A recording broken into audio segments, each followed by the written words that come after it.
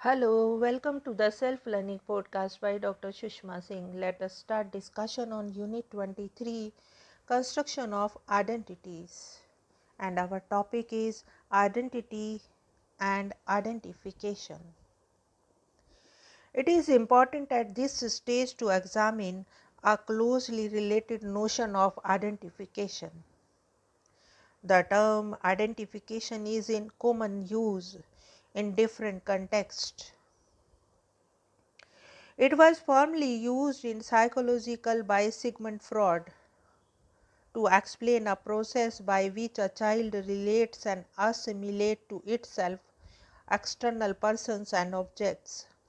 The concept was used as the key tool in psychoanalytical explanations of the socialization processes. For nearly 2 decades in the 40s and 50s, the concept of identification remained confined to the psychoanalytical understandings. In 1954, Gordon W. Allport extended the notion of identification to explore ethnicity in his popular work, The Nature of Prejudice.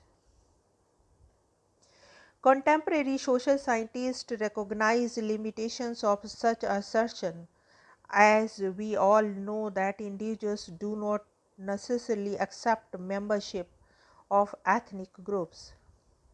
In this matter of fact manner that Dad said it, and I believe in it. In the later part of his lesson, we will be discussing various modalities that intercept social and psychological domains of individuals to provide them markers for identification and identity assertions. However, it is important to assert here that in the history of evolution of construction of identity and the identity theories, Allport contributions paved the way for the relating notion of identity to popular sociological theories of role and reference groups, propounded by Ralph Litton and Martin respectively.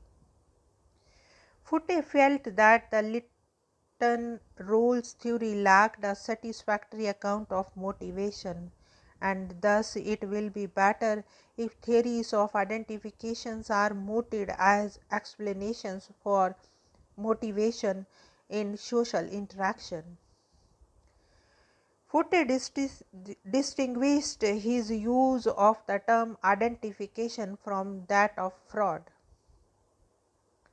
Foote defined identification as appropriation of and commitment to a particular identity or series of identities on the part of an individual. Identification proceeds by naming, and it meant individual to whom that name was given accepted and committed himself to that identity. In other words, he accepts assignments to a category given to him on the basis of family, lineage, kinship, religion, work activity, or the other contributes. Identification thus constructed provides for appropriation of these identities. It promotes ascription to identified categories and evolves a sense of selfhood. A process of self-discovery and self-actualization is initiated as a process that is voluntary and not enforced by society. It is a different matter that an individual grows. They combine and modify identities by conscious choice more effectively than was possible for a child or a young person. J. Milton Yinger examines identification as a consequence of process of assimilation. He argues that the individual from Separate groups may come to think of themselves as belonging to the same society, a new society, blended from their societies of origin. The context for identification theorists, as stated earlier, remained United States of America. Numerous groups that migrated to US in the last 200 years have gone through various phases of identification. Sometimes these groups surrendered to the dominant white culture. On others, they asserted their traditional ethnic identities, refusing to identity with the dominant culture. Theoretically speaking, younger regions that shifts in identification are not really related to individual mindset but determined by cultural processes. These shifts may be one sided, with members of a group identifying with society B or members of a group B identifying with society A. All these three identification processes may go on simultaneously, encouraging people to identify themselves simply as American, as Hispanics, Africans, or Asian Americans. It is also equally true that throughout American history, some people have gone about identifying themselves as Indians, opting to live in traditional village settings and also accepting to become the village chief.